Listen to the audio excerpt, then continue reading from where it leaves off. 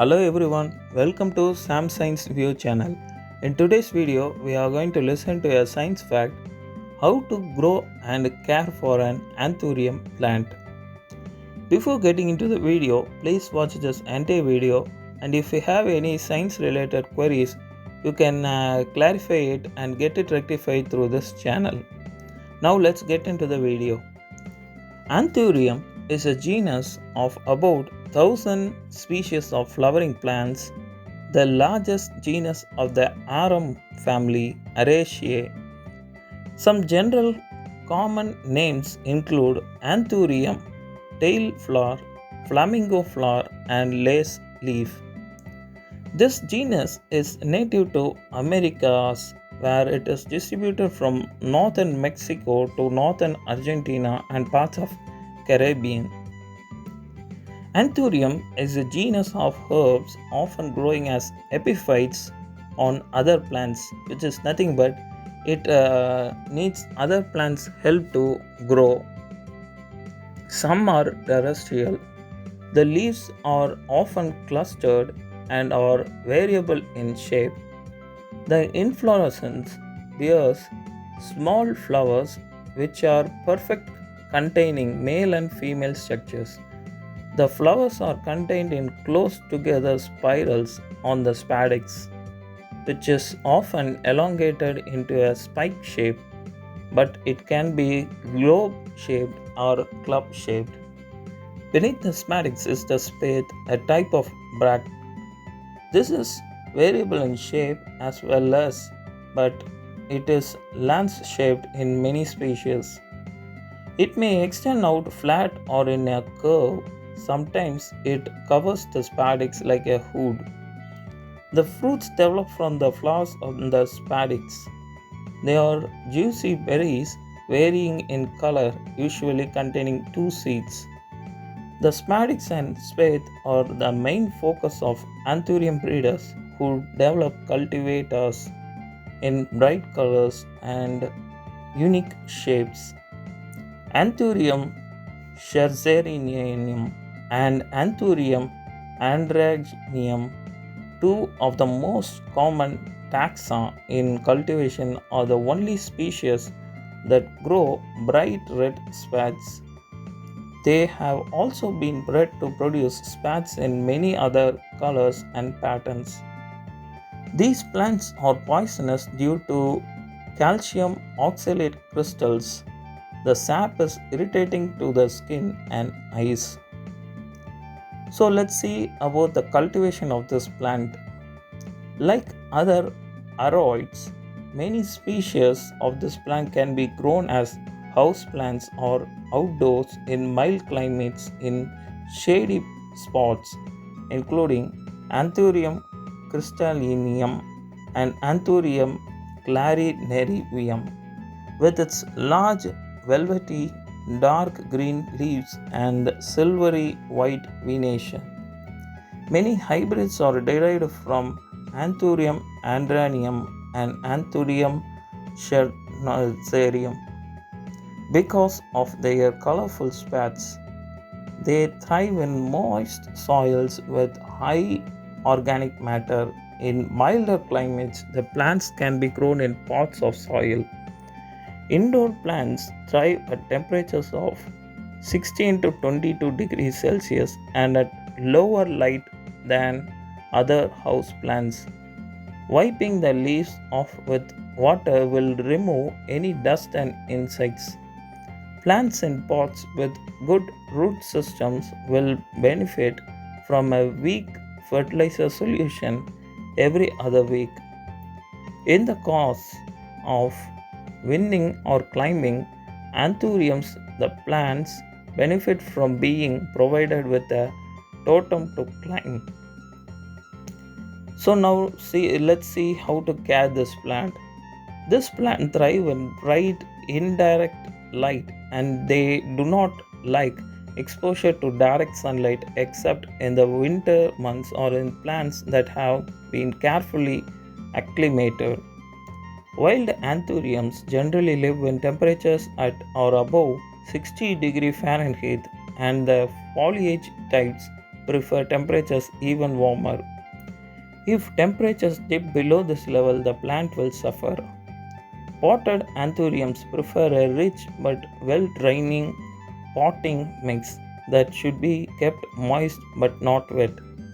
Potting mix tailored for orchids with a few handfuls of sand and a few handfuls of peat moss mixed in is ideal. Many anthurium plants are epiphytic in natural settings. They grow on other plants instead of in soil. If your plant fails to support itself, give it a stack or small trellis to climb on. Indoors or outdoors, anthuriums like sun more than shade. They grow best in bright indirect light but avoid direct sun. Anthuriums prefer a coarse, well draining potting mix. An orchid mix with additional sand and peat moss mixed in makes perfect soil for anthuriums. The soil should be kept slightly moist and never allowed to dry out completely. Set the pot in a tray with rocks or gravel that has water. The plant's water can drain there and help keep humidity levels higher around the plant. Allow the top of the soil to dry out to the touch before watering again. Indoors, this is about once a week. If outside during hot days, it can be every 2 or 3 days between waterings. All species of Anthurium are native tropical plants, and mimicking those conditions will give you the best chances for success. This plant prefers high humidity and temperatures between 65 and 85 degree Fahrenheit. These plants can be grown outside in zones 11 to 12 and will likely perish at temperatures of 40 degree Fahrenheit or less. In dry climates or during dry winter months, mist the plant daily to keep humidity levels high. You may find it necessary to run a humidifier constantly during dry months. It is safe and recommended to use liquid fertilizer throughout the growing period of your anthurium. Use a fertilizer high in phosphorus, dilute it to 1/4 strength, and feed the plant every week. The phosphorus rich fertilizer will help encourage your anthurium to flower. The common gardening expression weekly applies to how often to fertilize and the strength or concentration of fertilizer to water. So now let's see some types of anthurium. First, Anthurium andrianum, which is a common species, heart-shaped leaves that grow a little over 1 foot with red, white, pink, and variegated flowers, distinguished by a straight flower spike. Second, Anthurium cercinum. It's a common species, most forgiving of anthuriums, features a curling orange flower spike and arrow-shaped leaves. Next is Anthurium crystalum. Less common species, deep green velvety leaves with pronounced white ribs. Leaves grow around 2 feet across. Next is an Anthurium faustomerandi. Less common species, monster-sized plant with cardboard stiff leaves, grows over 5 feet, almost exclusively a greenhouse plant. So, how to prune this plant? When a plant has dying or wilting leaves, it puts its energy into trying to revive those dying leaves. You can help your plant focus its energy on creating new leaves and flowers by removing the browning leaves. If they are not easy to pluck, use sterile hand pruners to trim them. Remove faded flowers by snipping them off at the base. Only leave faded flowers on longer if you want the plant to produce seeds. Take some time to shape your plant. Snip off errant leaves or shoots that make the plant look off balance. Do not remove too many leaves, leave at least 3 or 4. Anthurium can be propagated by seed or vegetatively by cuttings. In the commercial anthurium trade, most propagation is through tissue culture. Anthuriums have a way of telling you that they are ready to propagate. They send out air roots. Anthurium roots are fleshy, appearing almost knobby or tuberous. They will start shooting out from a stem above the soil line in the pot. This can happen during any season. Propagating is a good idea for plants that have stopped blooming or decreased bloom frequency. You can propagate from air root cuttings or stem cuttings. Here's how you can do it. First, you'll need a clean pot, fresh, well draining soil, and a sharp sterilized knife or pruners. Optionally, you may want to use root hormone to increase your rooting success. Second, using your sterile sharp implement, cut off the hair roots or select a stem at least 6 inches long with 2 or 3 sets of leaves. Dip the cut end of the stem in rooting hormone if you want. Third, plant the cut end of the stem or the hair root in fresh potting mix. Water the soil thoroughly, keeping the soil moist. Place the pot in a warm spot but with indirect light.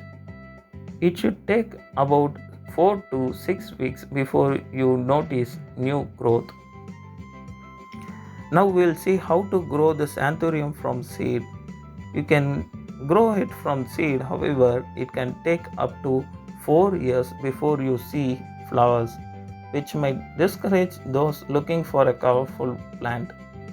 The best planting medium for this seed is moist vermiculite. Lightly press the seed into the vermiculite an inch apart. To speed up germination, cover the plant with a clear plastic bag. Place the plant near a window but not in direct light.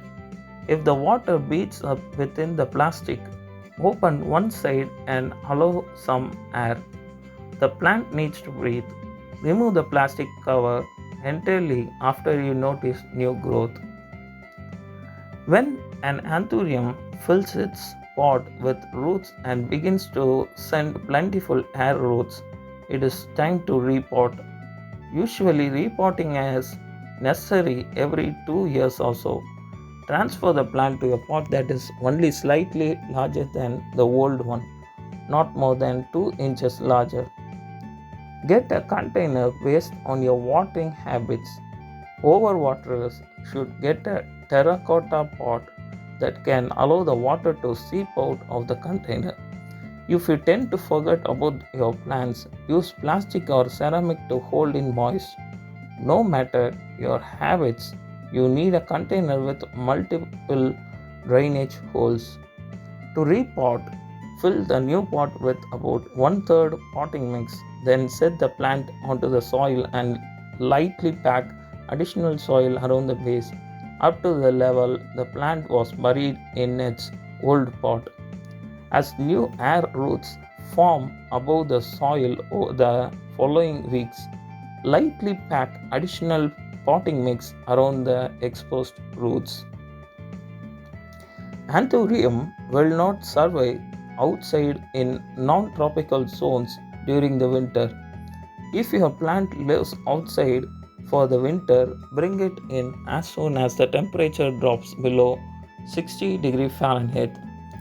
The plant will need a sunny window, temperatures that hover around 75 degrees Fahrenheit and high humidity.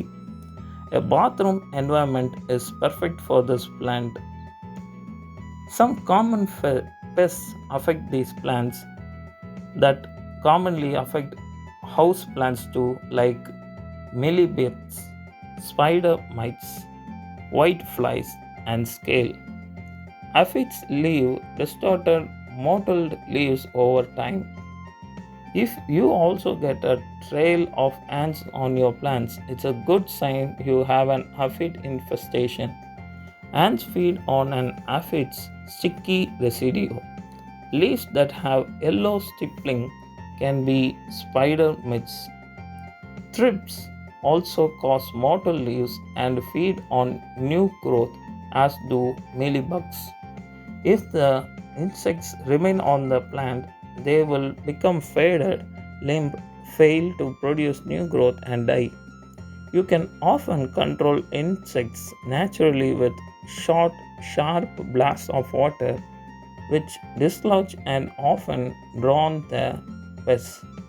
Stubborn insects may respond to horticultural soap or oil sprays, which are natural and don't harm the plant.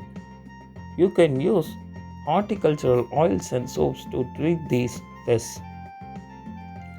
Anthuriums are picky, but their uniquely beautiful flowers make them worth the extra effort. Each flower can last for about 6 weeks, and they may return flowering every few months. You might not see blooms if your plant has soggy soil, insufficient lighting, or it's too root bound. You will need high humidity and weekly feeding with a high phosphorus fertilizer to get this plant to bloom. You can try to tweak other conditions, including using a different potting mix. Orchid mix is good, and removing plants from nearby drafty windows or high ventilation air conditioned vents. Like any supermodel, these fabulously fiery flowers can easily command a room, but these pretty red petals are actually leaves. Despite their striking appearance, anthuriums are remarkably down to earth and can thrive quite happily without much fuss. Here is a basic care checklist for anthuriums.